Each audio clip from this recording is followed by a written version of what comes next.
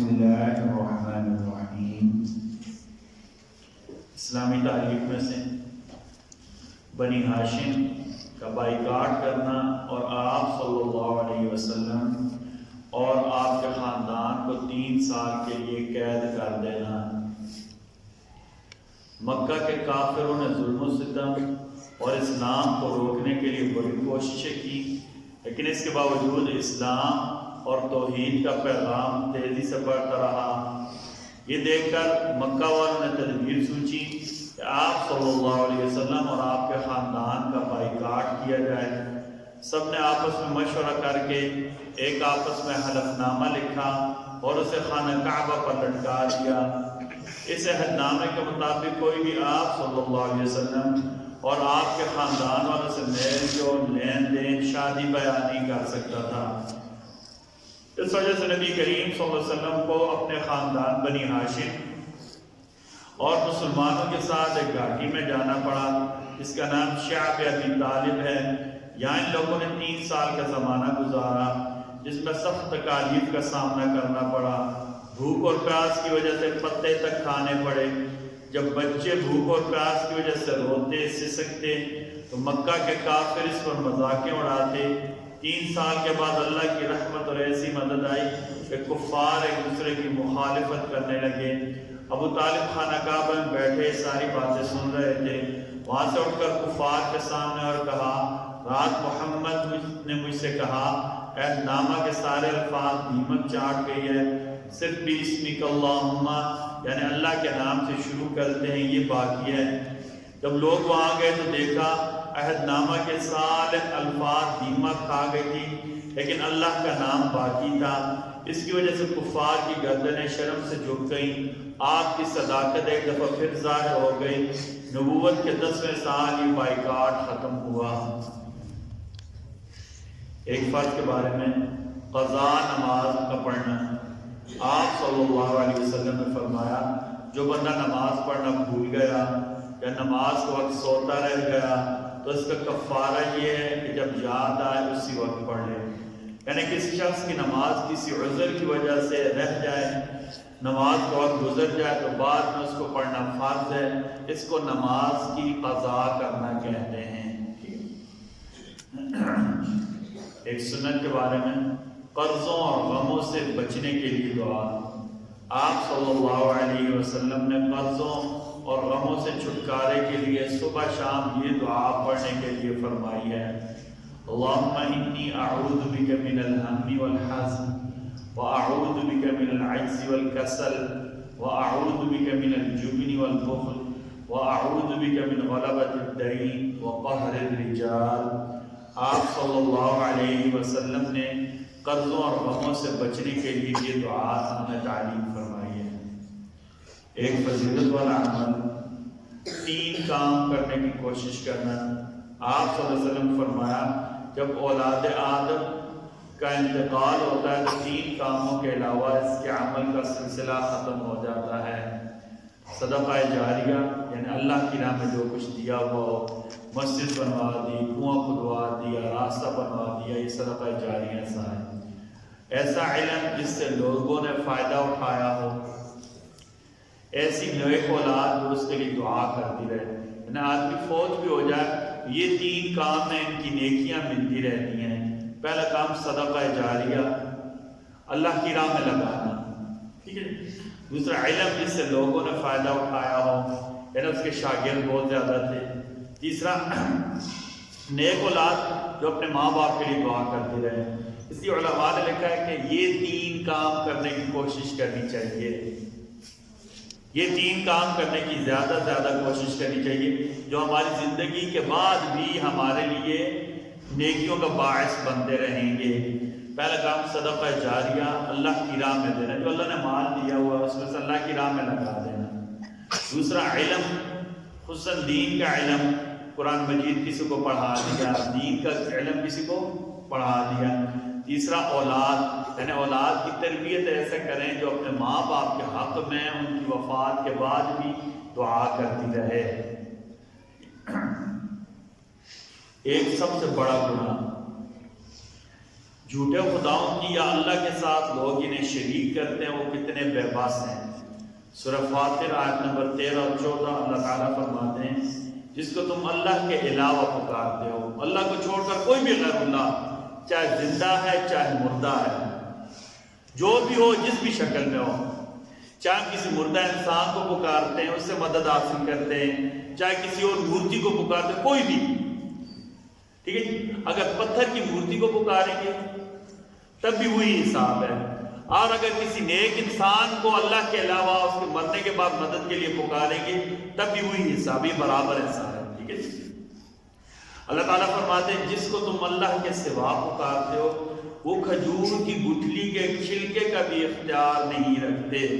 کھجور تو بڑی بات ہے، کھجور کے اندر جو گٹھلی، پھر گٹھلی کے اوپر جو چھلکا ہوتا ہے، وہ ایک ہوتا ہے نا کور سا، کھجور کی گٹھلی کے اوپر چھلکا، اللہ نے اس کا بھی اختیار نہیں رکھتے۔ اللہ کہتا ہے اگر تم ان کو پکارو تو تمہاری پکار نہیں سن سکتے۔ دنیا سے چلے گئے، اب ان کو تم مدد کے لیے پکار تو اللہ تمہاری پکار سن ہی نہیں سکتے تو مدد کیسے کریں گے؟ یعنی جڑ ہی ختم ہو گئی۔ اصل میں شرک کی جڑ کہاں سے شروع ہوتی ہے پتہ؟ جب ہم جو فوت شدہ ہیں انہیں پکار کر انہیں سنانے کی کوشش کرتے ہیں، ہمارے ذہن میں کیا ہوتا ہے کہ اس فوت شدہ کو ہم پکاریں گے، یہ سنے گا پھر میری مدد کرے گا، تو اللہ نے جڑ ہی ختم کر دیا۔ اللہ نے کہا تم سنا ہی نہیں سکتے، وہ سن ہی نہیں سکتے۔ اللہ نے کہا اگر تم ان کو پکارو تو تمہاری پکار سن نہیں سکتے۔ پھر ان کا فرض محال، ایسا ہو تو نہیں سکتا، بالفرض سن بھی لیں تب بھی تمہاری ضرورت پوری نہیں کر سکتے۔ آگے اللہ نے دوسری ایک تو یہ ڈائمنشن ہے نا کہ سن ہی نہیں سکتے، بات ہی ختم ہوگی۔ پھر بھی اللہ نے کہا کوئی بہت زیادہ ضدی ہے، وہ کہتا نہیں سن سکتے ہیں، اللہ نے کہا بھائی سن لیں تب بھی کچھ نہیں کر سکتے، بات ہی ختم ہو گئی ہے۔ اللہ نے کہا سن ہی نہیں سکتے۔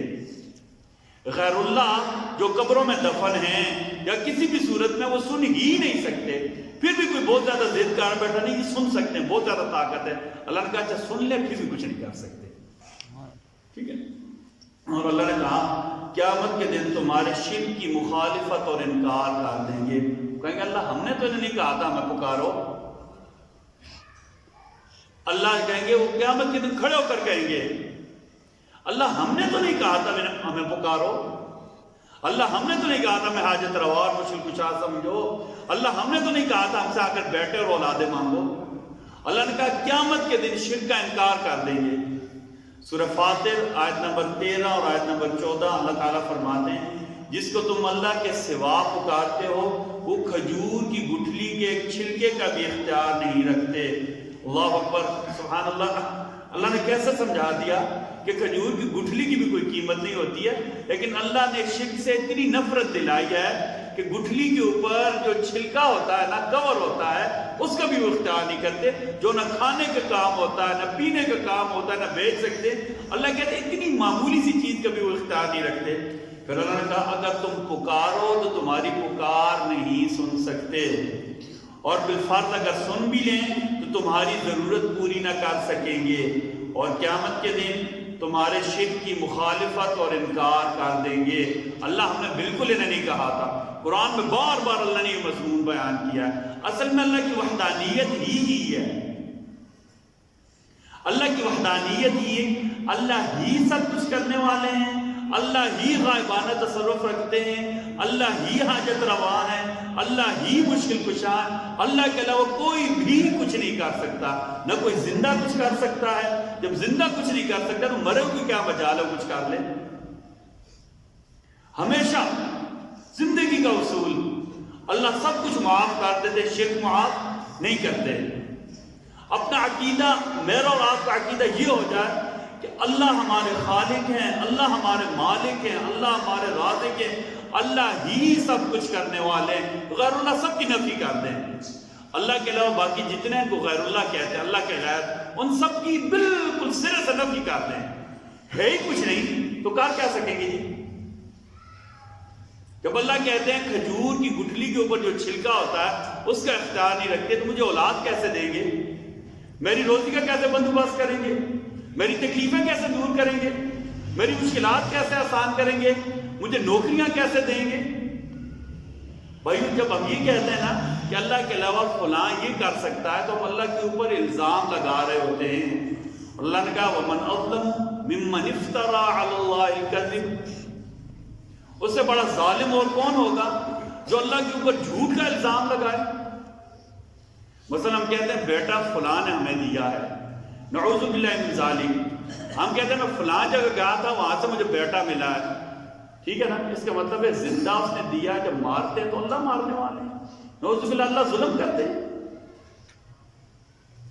کہ مارنے والے تو اللہ ہی سارے کی، کوئی ہی نہیں کہتا، زندگی سارے مانتے ہیں کہ فلاں نے زندگی دی ہے، یہ کوئی نہیں کہے گا کہ فلاں جس نے بیٹا دیا تو اس نے مارا بھی ہے، یہ کوئی نہیں کہتا، یہ کوئی بھی بالکل نہیں کہے گا۔ نعوذ باللہ من ذالک، استغفر اللہ، ہم اللہ کو نعوذ باللہ ظالم سمجھتے ہیں، تو اللہ ہمارے خالق ہیں کہ بیٹا تو فلاں نے دیا تھا لیکن مار اب اللہ نے دیا ہے، کتنا بڑا ظلم کرتے ہیں۔ اس کے علاوہ دوسرا ظلم آپ دیکھیں، آسان مثال، ہم ہمیشہ کیا کہتے ہیں، یہ درخت کس نے لگائے ہیں؟ اللہ نے۔ درخت کو بڑا کس نے کیا؟ اللہ نے۔ درخت کا پھل کس نے لگایا؟ اللہ نے۔ اور پھر پھلوں میں رنگ کس نے بھرا؟ اللہ نے۔ پھلوں میں ذائقہ کس نے ڈالا؟ اللہ نے۔ تو بھائیوں ایک بات سمجھیں، جو اللہ ایک اتنی سی گٹھلی سے اتنا بڑا سیب پیدا کر سکتے ہیں، اتنے سے بیج سے اتنا بڑا خربوز پیدا کر سکتے ہیں، کیا وہ اللہ مجھے اولاد نہیں دے سکتے؟ یا تو پھر میں یوں کہوں نا کہ یہ انگور کی بیل بھی فلاں بزرگ نے اگائی ہے، یا آسمان بھی فلاں بزرگ نے بنایا ہے، یہ پہاڑ بھی فلاں بزرگ نے بنائے ہیں، یہ دریا بھی فلاں بزرگ نے روانہ کیا ہے، یہ سمندر کی مچھلیاں بھی فلاں بندے نے بنائی ہیں، پھر تو ساری چیزوں کا اللہ سے انکار کرے نا بھائی، کہ نعوذ باللہ من ذالک، آسمان اللہ نے نہیں بنایا، فلاں بزرگ نے بنایا ہے۔ بھائی جو بزرگ ایک بیٹا دے سکتا ہے، کیا وہ آسمان ہی بنا سکتا؟ پھر تو اس کے اندر اتنی قوت اور طاقت ہونی چاہیے نا وہ آسمان بھی بنا لے، پھر اس کے اندر اتنی قوت اور طاقت ہونی چاہیے کہ وہ سورج ادھر کے بجائے ادھر سے نکال دے۔ یہ بنیادی عقیدہ ہے، جب تک ہماری توحید درست نہیں نہ ہوگی ہمارا کوئی بھی عمل کوئی بھی کام آگے درست نہیں ہوگا۔ اللہ نے جڑ ہی کاٹ دی ہے شرک کی۔ اللہ نے کیا کہا؟ جس کو تم اللہ کے سوا پکارتے ہو وہ کھجور کی گٹھلی کے ایک چھلکے کا بھی اختیار نہیں کرتے۔ والذین تدعون من دونی ما یملکون من قطمیر، اللہ نے کہا، اللہ نے کہا ان تدعوہم لا يسمعوا دعاکم، جنہیں تم پکارو وہ تمہاری پکار نہیں سن سکتے۔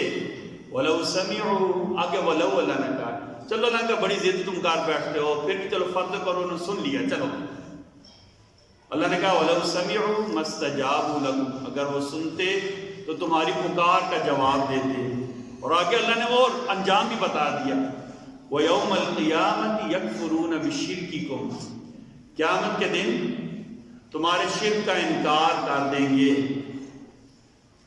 نبی کریم صلی اللہ علیہ وسلم کی نصیحت، نبی کریم صلی اللہ علیہ وسلم نے فرمایا اپنی نفع کی چیزیں کوشش سے حاصل کرو، اللہ سے مدد مانگو اور ہمت مت ہارو، اللہ سے مدد مانگو اور ہمت مت ہارو۔ اگر تمہیں کوئی حادثہ پیش ہو جائے تو یہ نہ کہو اگر میں ایسا کرتا تو ایسے ہو جاتا، بلکہ یوں کہو اللہ نے مقدر میں یہی لکھا تھا، ہمیں یہی منظور ہے۔ اللہ تعالی ہم سب کو کہنے سننے سے زیادہ عمل کی توفیق عطا فرمائے۔ بسم اللہ الرحمن الرحیم، بسم اللہ والصلاة والسلام علی رسول اللہ، بسم اللہ وعلی ملت رسول اللہ۔ ربنا تقبل منا انک انت السمیع العلیم وتب علینا انک انت التواب الرحیم۔